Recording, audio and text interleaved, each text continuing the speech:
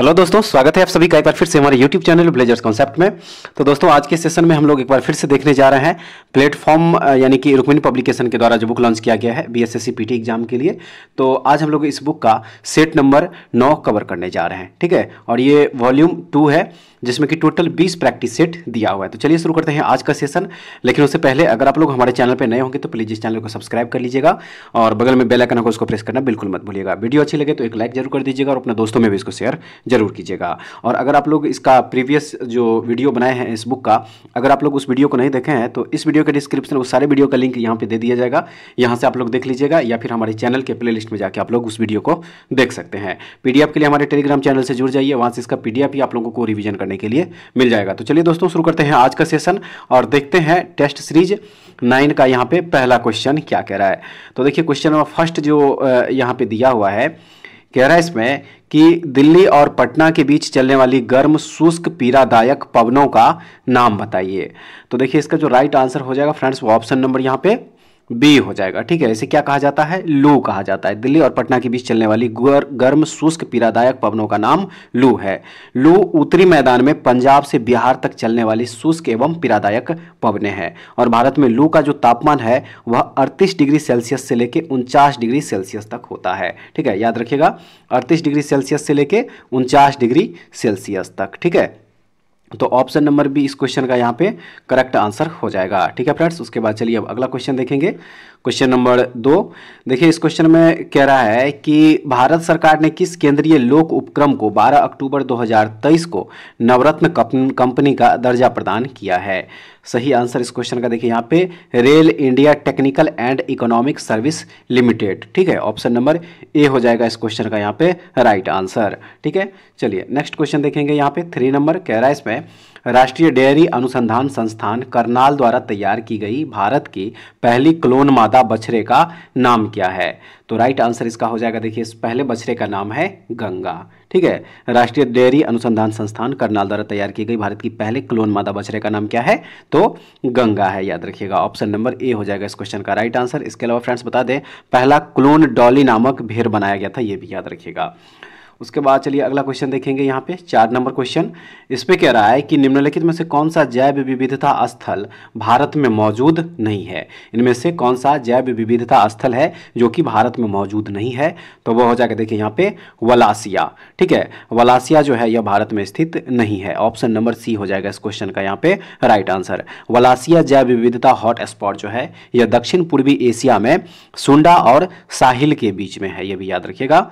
और जैव विविधता पर 1992 के पृथ्वी सम्मेलन के दौरान विभिन्न राष्ट्रों के प्रतिनिधियों ने हस्ताक्षर किया था। और एक बात और याद रखिएगा फ्रेंड्स कि भारत में जो है 4 जैव विविधता यानी कि हॉट स्पॉट स्थल है, जिनमें से पहला हिमालय क्षेत्र है, दूसरा पश्चिमी घाट एवं श्रीलंका जैव विविधता हॉट स्पॉट, तीसरा इंडो बर्मा क्षेत्र और चौथा जो है वह सुंडालैंड क्षेत्र है। तो ऑप्शन नंबर सी इस क्वेश्चन का यहाँ पे राइट आंसर हो जाएगा। उसके बाद चलिए अब अगला क्वेश्चन देखेंगे। 5 नंबर क्वेश्चन नंबर 5 देखिए, इस पे कह रहा है कि राजस्थान के अलवर से होकर गुजरने वाला अक्षांश कहाँ से भी होकर गुजरता है। तो सही है इस क्वेश्चन का राइट आंसर, देखिए यह सिक्किम से भी होकर गुजरता है। राजस्थान के अलवर से होकर गुजरने वाला अक्षांश सिक्किम से भी होकर गुजरता है, याद रखिएगा। ऑप्शन नंबर डी हो जाएगा सही आंसर, ठीक है। 27 डिग्री उत्तरी अक्षांश राजस्थान के अलवर और सिक्किम के गंगटोक से गुजरता है। ऑप्शन नंबर डी इस क्वेश्चन का यहाँ पे करेक्ट आंसर हो जाएगा फ्रेंड्स। उसके बाद चलिए अब देखेंगे नेक्स्ट क्वेश्चन। क्वेश्चन नंबर 6 हो जाएगा। कह रहा है इसमें कि राष्ट्रीय जलमार्ग संख्या 3 भारत के किस राज्य में स्थित है। राष्ट्रीय जलमार्ग संख्या 3 भारत के किस राज्य में स्थित है? सही आंसर इस क्वेश्चन का ऑप्शन नंबर डी, यह भारत के केरल राज्य में स्थित है, ठीक है। भारत के केरल राज्य में स्थित है, याद रखिएगा। और इसकी जो लंबाई है वह 205 किलोमीटर है, ये भी याद रखिएगा, ठीक है फ्रेंड्स। चलिए नेक्स्ट क्वेश्चन देखते हैं। 7 नंबर क्वेश्चन कह रहा है इसमें कि निम्नलिखित में से किस देश की भू सीमा भारत से जुड़ी नहीं है। निम्नलिखित में से किस देश की भू सीमा भारत से जुड़ी नहीं है? राइट आंसर हो जाएगा देखिए यहाँ पे तजाकिस्तान की जो भू सीमा है वो भारत से जुड़ी हुई नहीं है। ऑप्शन नंबर बी हो जाएगा सही आंसर। उसके बाद जो अगला क्वेश्चन है कह रहा है इसमें निम्नलिखित में से वर्तमान में भारतीय महिला क्रिकेट टीम के मुख्य कोच कौन है? राइट आंसर इस क्वेश्चन का option number D Amol Majumdar हो जाएगा। ठीक है, ऑप्शन नंबर डी होगा करेक्ट आंसर। उसके बाद जो नेक्स्ट क्वेश्चन दिया कह रहा है इसमें कि निम्नलिखित में से दूसरा उच्च भारतीय नागरिक सम्मान कौन सा है? निम्नलिखित में से दूसरा उच्च भारतीय नागरिक सम्मान कौन सा है? तो सही आंसर है इसका देखिए पद्म विभूषण। पद्म विभूषण जो है यह दूसरा उच्च भारतीय नागरिक सम्मान है। बात करें अगर प्रथम भारतीय उच्च नागरिक सम्मान की तो वह है भारत रत्न। ठीक है, भारत रत्न जिसकी शुरुआत कब हुई थी? 1954 ईस्वी में जो है इसकी शुरुआत हुई थी। ऑप्शन नंबर डी इसका राइट आंसर है। अब चलिए नेक्स्ट क्वेश्चन देखेंगे। कह रहा है इसमें कि ज्ञानपीठ पुरस्कार किस क्षेत्र वालों को दिया जाता है? ज्ञानपीठ पुरस्कार किस क्षेत्र वालों को दिया जाता है? तो राइट आंसर इसका देखिए साहित्य के क्षेत्र में ज्ञानपीठ पुरस्कार दिया जाता है। आप लोग याद रखिएगा ऑप्शन नंबर ए हो जाएगा। ठीक है, यह भारत का सर्वोच्च साहित्य सम्मान है और जिसकी स्थापना 1961 ईस्वी में टाइम्स ऑफ इंडिया ग्रुप के प्रकाशक साहू जैन परिवार द्वारा की गई थी। ठीक है फ्रेंड्स, और प्रथम ज्ञानपीठ सम्मान जो है यह 1965 ईस्वी में जी शंकर ग्रुप को दिया गया था। कब दिया गया था? 1965 ईस्वी में, याद रखिएगा। ठीक है, तो ऑप्शन नंबर ए इस क्वेश्चन का राइट आंसर होगा। साहित्य के क्षेत्र में दिया जाता है ज्ञानपीठ पुरस्कार। उसके बाद जो नेक्स्ट क्वेश्चन दिया है कह रहा है इसमें कि पूर्वोत्तर के किस राज्य में पहला मेडिकल कॉलेज अक्टूबर 2023 में खुला है? पूर्वोत्तर के किस राज्य में खुला है ये? तो याद रखिएगा यह उत्तर के नागालैंड राज्य में खुला है। ऑप्शन नंबर ए हो जाएगा सही आंसर। उसके बाद नेक्स्ट क्वेश्चन है वर्ष 2024 में आयोजन होने वाले 109वीं भारतीय विज्ञान कांग्रेस की मेजबानी कौन करेगा? तो राइट आंसर इस क्वेश्चन का हो जाएगा देखिए यह लवली प्रोफेशनल यूनिवर्सिटी करेगा। ठीक है, लवली प्रोफेशनल यूनिवर्सिटी, और यह कहाँ स्थित है? तो यह भारत के पंजाब राज्य में स्थित है लवली प्रोफेशनल यूनिवर्सिटी। ठीक है, तो ऑप्शन नंबर डी इस क्वेश्चन का यहाँ पे करेक्ट आंसर हो जाएगा। चलिए अगला क्वेश्चन देखेंगे। क्वेश्चन नंबर यहाँ पे हो जाएगा 13। कह रहा है इसमें कि किस तमिल लेखिका को सूर्यवंशम के लिए सरस्वती सम्मान 2022 के सम्मान से अक्टूबर 2023 में सम्मानित किया गया? सही आंसर इस क्वेश्चन का यहाँ पे देखिए शिव शंकरी हो जाएगा। ठीक है, तमिल लेखिका शिव शंकरी को सूर्यवंशम के लिए सरस्वती सम्मान अक्टूबर 2023 ईस्वी में प्रदान किया गया था। ऑप्शन नंबर डी जो है इसका करेक्ट आंसर होगा। नेक्स्ट क्वेश्चन देखेंगे। कह रहा है इसमें कि भारतीय रिजर्व बैंक ने खाली जगह है, कह रहा है कि को NBFC-MFI के लिए एक व्यापक नियामक ढांचा पेश किया था। सही है इस क्वेश्चन का आंसर ऑप्शन नंबर बी 2 दिसंबर 2011 को। ठीक है, भारतीय रिजर्व बैंक ने 2 दिसंबर 2011 को NBFC-MFI के लिए एक व्यापक नियामक ढांचा पेश किया था। ऑप्शन नंबर बी इस क्वेश्चन का यहाँ पे राइट आंसर हो जाएगा। नेक्स्ट क्वेश्चन यहाँ पे जो दिया हुआ है कह रहा है कि देश की पहली डिजिटल एड्रेस सिटी होगी। देश की पहली डिजिटल एड्रेस सिटी होगी, वो कौन सी है? तो याद रखिएगा वो है इंदौर। ठीक है, देश की पहली डिजिटल एड्रेस सिटी इंदौर होगी। ऑप्शन नंबर बी इस क्वेश्चन का यहाँ पे राइट आंसर हो जाएगा। अगला क्वेश्चन देख लीजिए यहाँ पे क्वेश्चन नंबर 16। फ्रेंड्स, मैथ और रीजनिंग का जो क्वेश्चन आएगा उसका आंसर टिक करते चलेंगे, आप लोग इसको खुद से सॉल्व कर लीजिएगा। 16 नंबर क्वेश्चन का राइट आंसर ऑप्शन नंबर यहाँ पे ए हो जाएगा। 17 का सही आंसर ऑप्शन नंबर बी होगा। 18 का जो राइट आंसर हो जाएगा वो ऑप्शन नंबर यहाँ पे ए होगा। 19 का सही answer option number B. 20 number question का राइट आंसर यहाँ पे ऑप्शन नंबर डी हो जाएगा। 21 का option number A. 22 number question का राइट आंसर यहाँ पे ऑप्शन नंबर ए हो जाएगा। 23 का सही answer option number B. 24 number question देखेंगे यहाँ पे, इसका सही आंसर ऑप्शन नंबर सी 12 वर्ष निकल के आएगा। अब चलिए अगला क्वेश्चन देखेंगे यहाँ पे, क्वेश्चन नंबर हो जाएगा 25, और 25 का जो राइट आंसर हो जाएगा फ्रेंड्स ऑप्शन नंबर यहाँ पे बी हो जाएगा।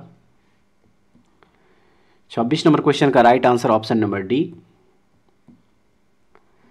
27 का सही आंसर ऑप्शन नंबर ए हो जाएगा। 28 का सही आंसर ऑप्शन नंबर सी है। 29 नंबर क्वेश्चन का right answer option number C हो जाएगा।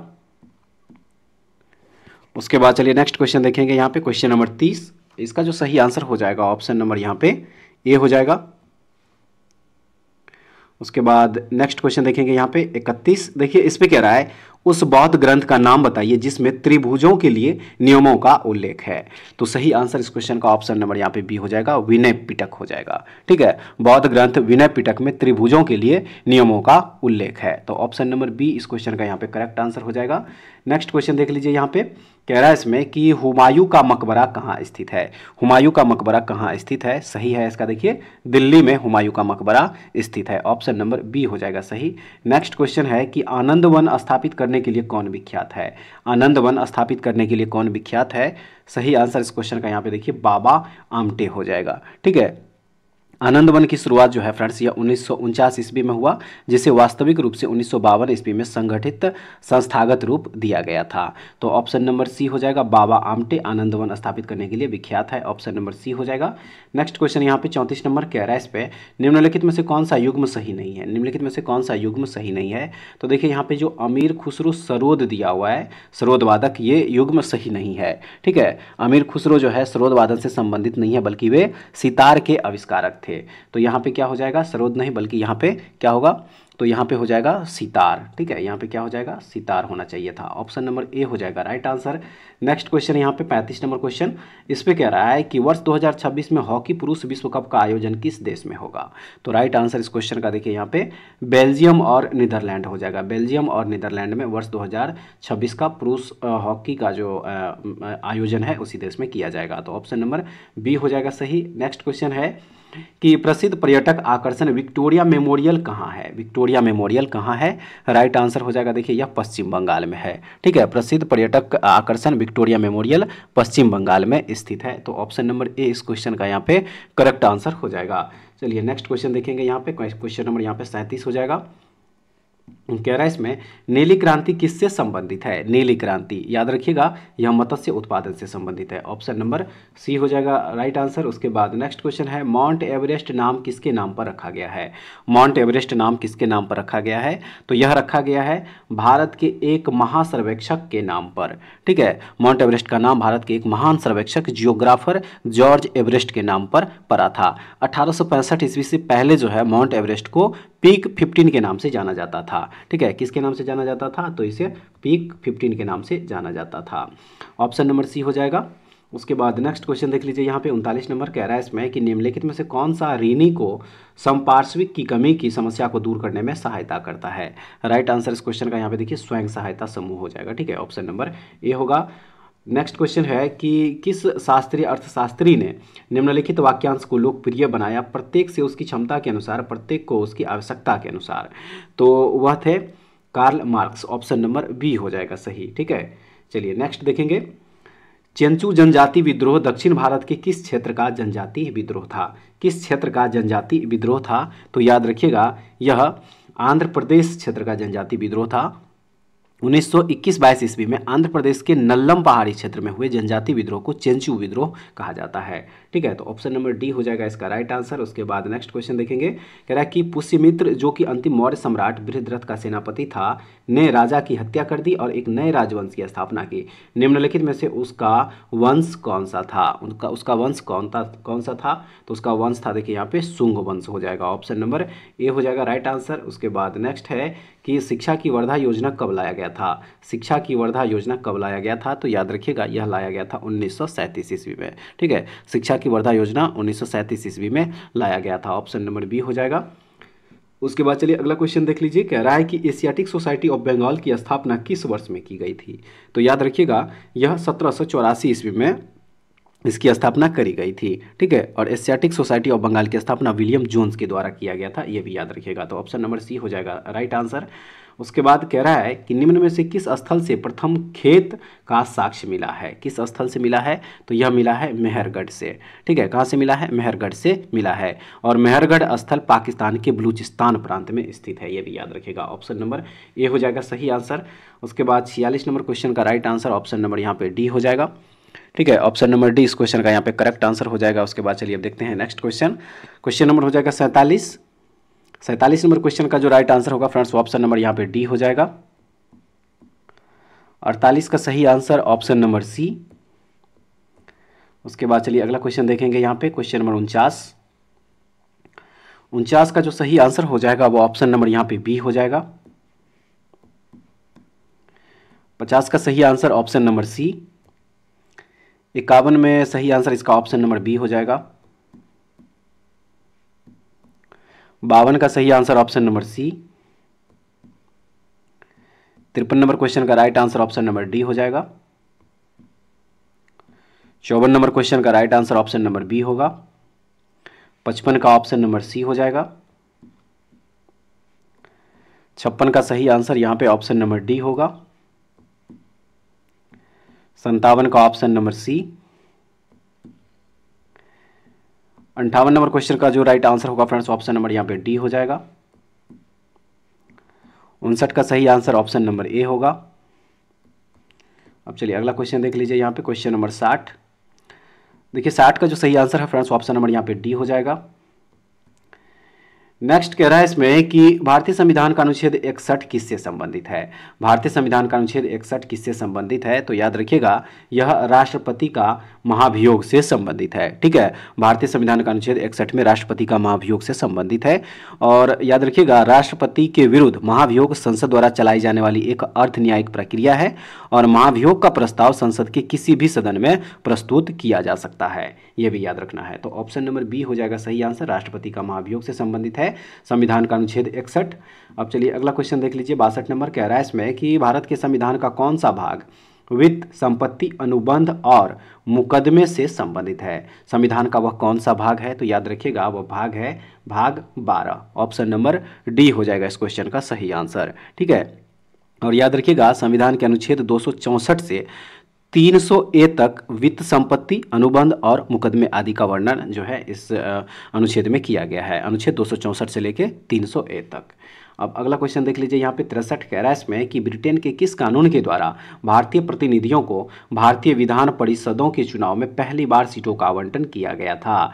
तो याद रखिएगा इसका राइट आंसर है भारतीय परिषद अधिनियम 1892 के तहत किया गया था, ऑप्शन नंबर बी हो जाएगा। नेक्स्ट क्वेश्चन है कह रहा है इसमें कि ईस्ट इंडिया कंपनी के किस गवर्नर जनरल के कार्यकाल में आंग्ल नेपाल युद्ध लड़ा गया था।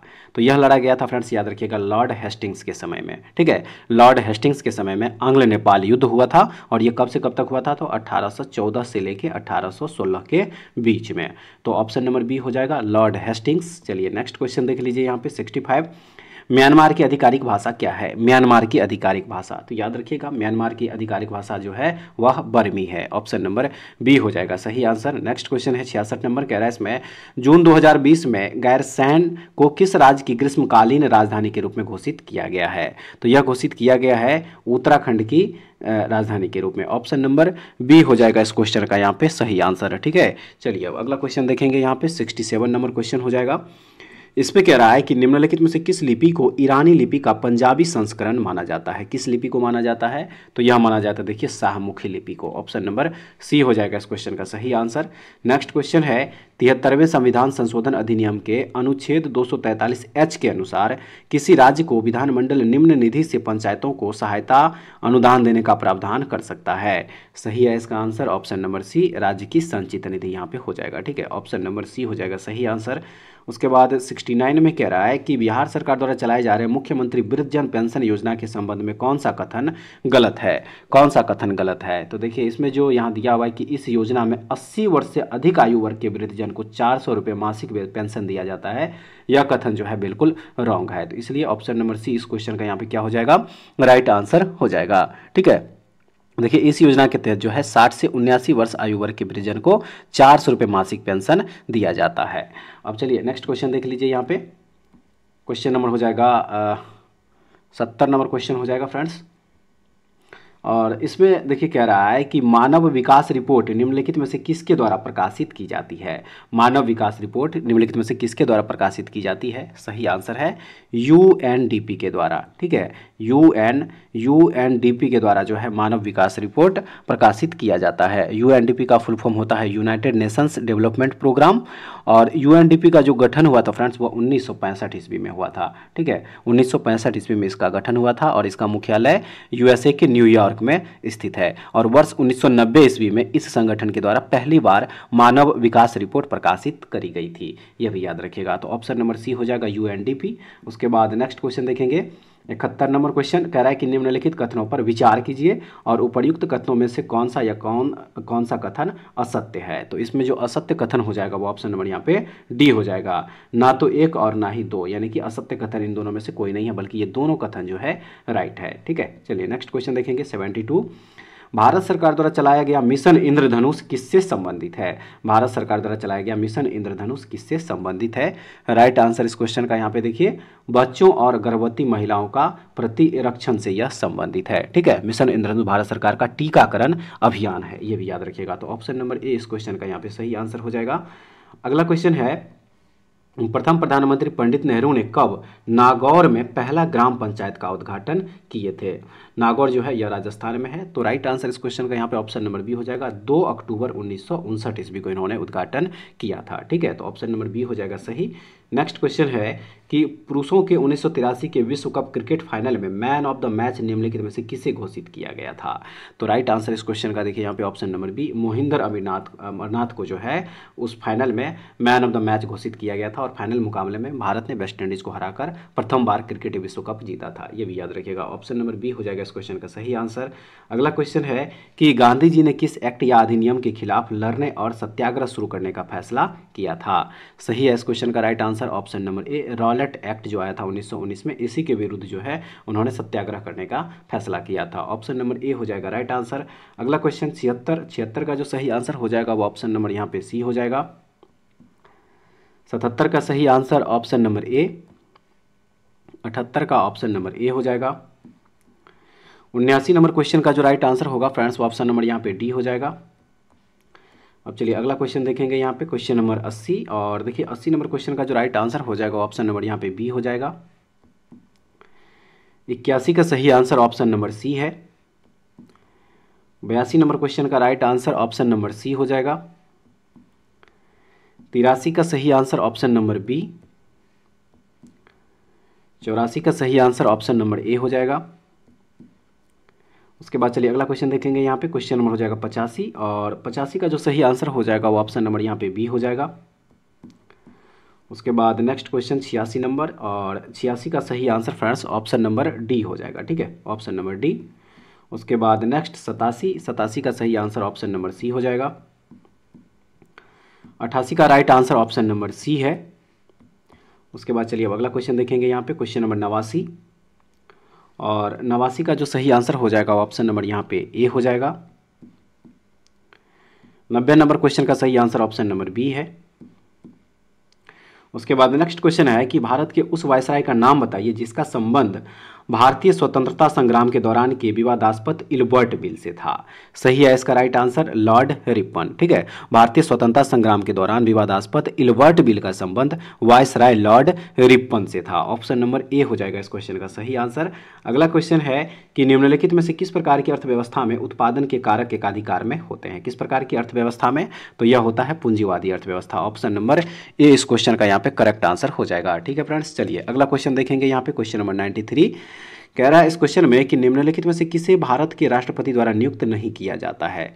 नहीं नियुक्त किया जाता है। राइट आंसर है राज्यों के मुख्यमंत्री को। राज्यों के मुख्यमंत्री को भारत के राष्ट्रपति के द्वारा जो है नियुक्ति नहीं किया जाता है, बल्कि राज्यपाल के द्वारा किया जाता है। ऑप्शन नंबर ए इस क्वेश्चन का यहाँ पे करेक्ट आंसर हो जाएगा। और राज्यों के मुख्यमंत्री की नियुक्ति अनुच्छेद 164 के तहत जो है राज्यपाल करता है। अनुच्छेद 164 के तहत याद रखिएगा, अनुच्छेद 164 के तहत जो है उस राज्य के राज्यपाल उस राज्य के मुख्यमंत्री की नियुक्ति करता है। अब चलिए अगला क्वेश्चन देखेंगे यहाँ पे 94 नंबर क्वेश्चन। कह रहा है इसमें कि निम्नलिखित में से कौन सा ज्वालामुखी प्रशांत महासागर का ज्वालावृत्त के अंतर्गत आता है? तो वह ज्वालामुखी हो जाएगा देखिए यहाँ पे फ्यूजीयामा। ऑप्शन नंबर डी इस क्वेश्चन का सही आंसर हो जाएगा। नेक्स्ट क्वेश्चन, लोएस चट्टान किस प्रकार की चट्टानों का उदाहरण है? लोएस चट्टान किस प्रकार की चट्टानों का उदाहरण है? तो याद रखिएगा यह परतदार चट्टान का उदाहरण है। ठीक है, परतदार चट्टान का ऑप्शन नंबर बी हो जाएगा। नेक्स्ट क्वेश्चन है कि पर्णवृंत किसका एक अंग है? पर्णवृंत किसका एक अंग है? तो राइट आंसर हो जाएगा देखिए यहाँ पे यह पेड़ का एक अंग है। ऑप्शन नंबर सी हो जाएगा सही। अब चलिए अगला क्वेश्चन 97 कह रहा है इसमें कि जिंक सल्फेट हेप्टाहाइड्रेट को आमतौर पर किस एक नाम से जाना जाता है? किस एक नाम से जाना जाता है? तो याद रखिएगा इसे श्वेत तूतिया के नाम से, ठीक है, व्हाइट विट्रॉयल के नाम से जाना जाता है। ऑप्शन नंबर डी जो है इस क्वेश्चन का करेक्ट आंसर होगा। नेक्स्ट क्वेश्चन देखेंगे, निम्नलिखित में से कौन सा लाभकारी कीट नहीं है? निम्नलिखित में से कौन सा लाभकारी कीट नहीं है? तो देखिए दीमक जो है यह एक लाभकारी कीट नहीं है। ऑप्शन नंबर ए इस क्वेश्चन का यहाँ पे करेक्ट आंसर हो जाएगा। अब चलिए देखेंगे नेक्स्ट क्वेश्चन, क्वेश्चन नंबर यहाँ पे हो जाएगा 99। कह रहा है इसमें कि एसी जनित्र को डीसी जनित्र में परिवर्तित करने के लिए सही है इसका विभक्त वलय दिक् परिवर्तक का उपयोग किया जाता है। ऑप्शन नंबर ए हो जाएगा राइट आंसर। अब चलिए अगला क्वेश्चन देखेंगे। कह रहा है इसमें कि निम्नलिखित में किन्हें पादप जगत के उभयचरों के रूप में जाना जाता है। किन्हें जाना जाता है, तो यह जाना जाता है फ्रेंड्स ब्रायोफाइटा को। ठीक है, ब्रायोफाइटा को जो है उभयचर के रूप में जाना जाता है। ऑप्शन नंबर ए हो जाएगा। और ब्रायोफाइटा में संवहन ऊतक तथा वास्तविक जड़ों का अभाव होता है और ब्रायोफाइटा में लैंगिक तथा अलैंगिक दोनों प्रकार का जनन होता है, ये भी याद रखिएगा। तो ऑप्शन नंबर ए इस क्वेश्चन का यहाँ पे राइट आंसर हो जाएगा। उसके बाद अगला क्वेश्चन है कि चीनी के अल्कोहल में रूपांतरण की प्रक्रिया को क्या कहा जाता है। चीनी के अल्कोहल में रूपांतरण की प्रक्रिया को क्या कहा जाता है, तो इसे किण्वन कहा जाता है। ठीक है, क्या कहा जाता है, किण्वन। ऑप्शन नंबर बी हो जाएगा। आइए अब देखते हैं नेक्स्ट क्वेश्चन। कह रहा है इसमें संयोजी इलेक्ट्रॉन मौजूद होते हैं, तो सही आंसर इस क्वेश्चन का ऑप्शन नंबर बी हो जाएगा, परमाणु की सबसे बाह्य कक्षा में। ठीक है, संयोजी इलेक्ट्रॉन जो है यह परमाणु की सबसे बाह्य कक्षा में मौजूद होते हैं। ऑप्शन नंबर बी इस क्वेश्चन का राइट आंसर हो जाएगा। अगला क्वेश्चन है कि आप उन दवाओं को क्या कहते हैं जो ग्राही की सतह पर आबंधित होकर इसके प्राकृतिक कार्य में विरोध उत्पन्न करती है। सही है इसका, देखिए इसे विरोधी कहा जाता है। ऑप्शन नंबर डी होगा। अगला क्वेश्चन में कह रहा है कि किसी पदार्थ की मात्रा को मापने के लिए निम्नलिखित में से किस इकाई का उपयोग किया जाता है। किस इकाई का उपयोग किया जाता है, सही आंसर है देखिए इसमें मोल का उपयोग किया जाता है। ऑप्शन नंबर बी इस क्वेश्चन का सही आंसर है। अब अगला क्वेश्चन यहाँ पे देखेंगे। कह रहा है कि निम्नलिखित में से कौन सा सिद्धांत सौर ऊर्जा प्रणालियों से संबंधित है। वह कौन सा सिद्धांत है, तो याद रखिएगा वह सिद्धांत है फोटोवोल्टाइक इफेक्ट। ठीक है, फोटोवोल्टाइक इफेक्ट जो है इसका राइट आंसर होगा। ऑप्शन नंबर ए इस क्वेश्चन का यहाँ पे करेक्ट आंसर हो जाएगा। उसके बाद चलिए अब देखते हैं नेक्स्ट क्वेश्चन। 106 नंबर क्वेश्चन होगा। 106 का जो सही आंसर हो जाएगा ऑप्शन नंबर यहाँ पे डी हो जाएगा। ठीक है, उसके बाद क्वेश्चन नंबर 107 का जो सही आंसर हो जाएगा फ्रेंड्स ऑप्शन नंबर यहाँ पे डी हो जाएगा। अब चलिए अगला क्वेश्चन देखेंगे। क्वेश्चन नंबर 108 होगा और 108 का यहाँ पे जो राइट आंसर होगा ऑप्शन नंबर यहाँ पे डी हो जाएगा। 109 नंबर का right answer option number D. 110 का सही आंसर ऑप्शन नंबर बी होगा। 111 का सही आंसर ऑप्शन नंबर ए। 112 का सही आंसर ऑप्शन नंबर डी हो जाएगा। 113 का सही आंसर ऑप्शन नंबर ए। 114 नंबर जो क्वेश्चन दिया हुआ देखिए इसका सही आंसर ऑप्शन नंबर यहाँ पे ए हो जाएगा। उसके बाद नेक्स्ट क्वेश्चन देखेंगे 115 का सही आंसर ऑप्शन नंबर सी होगा। उसके बाद चलिए अगला क्वेश्चन देख लीजिए यहाँ पे क्वेश्चन नंबर 116 और 116 का जो सही आंसर हो जाएगा फ्रेंड्स वो ऑप्शन नंबर यहाँ पे सी हो जाएगा। 117 नंबर क्वेश्चन, इसका जो राइट आंसर हो जाएगा ऑप्शन नंबर यहाँ पे डी हो जाएगा। 118 का ऑप्शन नंबर बी होगा। 119 का ऑप्शन नंबर ए। 120 का ऑप्शन नंबर यहाँ पे बी हो जाएगा।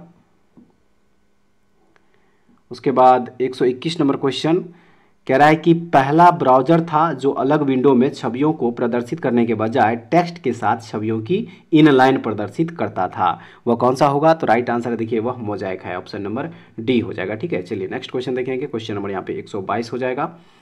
इस पे कह रहा है कि कंप्यूटर के संदर्भ में वेटवेयर क्या होता है। कंप्यूटर के संदर्भ में वेटवेयर क्या होता है, राइट आंसर है देखिए यह मानव मस्तिष्क होता है। कंप्यूटर के संदर्भ में वेटवेयर मानव मस्तिष्क के समान है। यह वास्तव में जैविक कंप्यूटर में कृत्रिम ऑर्गेनिक मस्तिष्क के समान होता है। ऑप्शन नंबर सी इस क्वेश्चन का यहाँ पे करेक्ट आंसर हो जाएगा। 123 में कह रहा है कि सही कथन की पहचान कीजिए। सही कथन की पहचान कीजिए, तो देखिए इसका जो सही कथन हो जाएगा वो न्यूटन बल का मात्रक है, यह बिल्कुल राइट हो जाएगा। तो ऑप्शन नंबर सी इस क्वेश्चन का राइट आंसर है। 124 नंबर की किसी तत्व की परमाणु संख्या उस तत्व के प्रत्येक परमाणु के नाभिक में मौजूद किसकी संख्या के बराबर होती है, कौन सी संख्या के बराबर होता है, सही है देखिए यह प्रोटॉन की संख्या के बराबर होगा। ऑप्शन नंबर ए इस क्वेश्चन का सही आंसर हो जाएगा। फ्रेंड्स नेक्स्ट क्वेश्चन देखेंगे। क्वेश्चन नंबर यहाँ पे हो जाएगा देखिए 125 कह रहा है बिग बैंग थ्योरी किससे संबंधित है, राइट आंसर है देखिए यह ब्रह्मांड की उत्पत्ति से संबंधित है। ऑप्शन नंबर सी हो जाएगा सही आंसर। 126 है कि प्रति विषाणुक औषधियां बनाना प्रति जीवाणुक दवाइयों के बनाने की अपेक्षा अधिक कठिन है क्योंकि, इसका क्या रीजन है, तो इसका रीजन है विषाणु यानी कि वायरस परपोषी की मशीनरी का उपयोग करते हैं। ऑप्शन नंबर ए हो जाएगा सही आंसर। अगला क्वेश्चन 127 कह रहा है इसमें कि किसी संगीत समारोह में सितार बजाने से पूर्व कोई सितार वादक तनाव को समायोजित करते करते हुए डोरी को उचित प्रकार से झंकृत करने का प्रयास करता है। ऐसा करके वह क्या समायोजित करता है? सही आंसर है सितार की डोरी की आवृत्ति को अन्य वाद्य यंत्रों की आवृत्ति के साथ। ऑप्शन नंबर सी इस क्वेश्चन का यहाँ पर राइट आंसर हो जाएगा। चलिए अगला क्वेश्चन 128 कह रहा है इसमें, जब कोई पिंड मुक्त रूप से पृथ्वी की ओर गिरता है तो इसकी कुल ऊर्जा क्या होगा? तो इसकी कुल ऊर्जा क्या होता है? तो इसकी कुल ऊर्जा जो है वह अचर रहती है। जब कोई पिंड मुक्त रूप से पृथ्वी की ओर गिरती है तो इसकी कुल ऊर्जा क्या होती है? अचर रहती है। ऑप्शन नंबर यहाँ पे सी इस क्वेश्चन का देखिए राइट आंसर हो जाएगा फ्रेंड्स। चलिए नेक्स्ट क्वेश्चन देखेंगे, 129 नंबर क्वेश्चन होगा और कह रहा है इसमें, लाइ डिटेक्टर उपकरण को किस रूप में भी जाना जाता है? लाइ डिटेक्टर उपकरण को किस रूप में भी जाना जाता है? तो इसे पॉलीग्राफ के रूप में भी, इसे पॉलीग्राफ भी कहा जाता है। ऑप्शन नंबर डी हो जाएगा। नेक्स्ट क्वेश्चन है कि निम्नलिखित में से किसका उपयोग सर्वाधिक आमतौर पर सौर सेलों में अर्धचालक के रूप में किया जाता है? किसका उपयोग किया जाता है? सही आंसर इस क्वेश्चन का यहाँ पे देखिए ऑप्शन नंबर ए हो जाएगा। ठीक है, ऑप्शन नंबर ए हो जाएगा इसका राइट आंसर। अब चलिए नेक्स्ट क्वेश्चन देखेंगे फ्रेंड्स। यहाँ पे 131 कह रहा है इसमें, पारित तंत्र में एक पोषी स्तर से अगले पोषी स्तर तक स्थानांतरित होने के लिए उपलब्ध 10% ऊर्जा किस रूप से जानी जाती है? किस रूप से जानी जाती है? सही आंसर इस क्वेश्चन का ऑप्शन नंबर सी, रासायनिक ऊर्जा के रूप में। ठीक है, ऑप्शन नंबर सी हो जाएगा। अगला क्वेश्चन देखेंगे, जलती हुई मोमबत्ती को कांच के जार से ढकने पर क्या होगा? तो सही है इसका right answer option number B, यह बुझ जाएगी। ठीक है, ऑप्शन नंबर बी हो जाएगा सही। 133 नंबर है, पीतल इनमें से किसका मिश्रण है? पीतल इनमें से किसका मिश्रण है? सही आंसर है देखिए इसमें 30% जस्ता और 70% तांबा होता है। ऑप्शन नंबर बी हो जाएगा। 134 नंबर क्वेश्चन देखिए यहाँ पे जो दिया हुआ फ्रेंड्स, कह रहा है इसमें, सोडियम एक अभिक्रियाशील धातु है जो खुले रखे जाने पर किसके साथ अभिक्रिया करके विस्फोट के साथ आग पकड़ लेती है? राइट आंसर इस क्वेश्चन का ऑप्शन नंबर डी, ऑक्सीजन। ठीक है, क्या हो जाएगा? ऑक्सीजन हो जाएगा। अब देखेंगे नेक्स्ट क्वेश्चन, यहाँ पे 135 नंबर क्वेश्चन होगा, कह रहा है, निम्नलिखित में से किस पौधे को जड़, तना और पत्तियों में विभेदित नहीं किया जा सकता है? किस पौधे को? तो राइट आंसर इस क्वेश्चन का ऑप्शन नंबर सी हो जाएगा। देखिए एस्पायरोगैरा हो जाएगा। एस्पायरोगैरा पौधे को जड़, तना और पत्तियों में विभेदित नहीं किया जा सकता है। ऑप्शन नंबर सी इस क्वेश्चन का राइट आंसर है। 136 का सही आंसर ऑप्शन नंबर यहाँ पे ए हो जाएगा। 137 का सही आंसर ऑप्शन नंबर ए है। 138 का right answer option number C हो जाएगा। 139 का सही आंसर ऑप्शन नंबर ए। 140 का सही आंसर ऑप्शन नंबर सी हो जाएगा। अब चलिए अगला क्वेश्चन देखते हैं। यहाँ पे क्वेश्चन नंबर 141 का सही आंसर ऑप्शन नंबर सी हो जाएगा। नेक्स्ट क्वेश्चन 142 नंबर, 142 का जो सही आंसर हो जाएगा ऑप्शन नंबर यहाँ पे ए हो जाएगा। 143 ऑप्शन नंबर ए होगा। 144 का सही आंसर ऑप्शन नंबर ए। 145 का ऑप्शन नंबर यहाँ पे डी हो जाएगा। उसके बाद क्वेश्चन नंबर यहाँ पे 146, देखिए 146 का सही आंसर ऑप्शन नंबर यहाँ पे ए हो जाएगा। अब अगला क्वेश्चन देखेंगे 147 का सही आंसर ऑप्शन नंबर यहाँ पे सी हो जाएगा। 148 का जो राइट आंसर हो जाएगा फ्रेंड्स, 148 का ऑप्शन नंबर यहाँ पे बी हो जाएगा। 139 का right answer option number D. और उसके बाद आइए इस सेट का लास्ट क्वेश्चन 150 नंबर, इसका सही आंसर ऑप्शन नंबर यहाँ पे बी हो जाएगा। ठीक है, तो फ्रेंड्स ये था रुक्मिणी प्लेटफॉर्म वॉल्यूम 2 बुक जो लॉन्च किया गया है, इसका सेट नंबर 9 जो कि बीएसएससी पीटी एग्जाम के लिए अभी हम लोग कवर कर रहे हैं। उम्मीद करते हैं कि ये सेट भी आप लोगों के लिए काफ़ी महत्वपूर्ण साबित होगा। एक बार कमेंट्स करके जरूर बताइएगा कि ये सेशन आप लोगों को कैसा लगा। पीडीएफ के लिए हमारे टेलीग्राम चैनल से जुड़ जाइए, वहाँ से इसका पीडीएफ आप लोगों को मिल जाएगा। तो फ्रेंड्स ऐसे वीडियो पाने के लिए हमारे चैनल के साथ जुड़े रहिए। नेक्स्ट वीडियो द्वारा फिर से मिलते हैं, तब तक के लिए जय हिंद।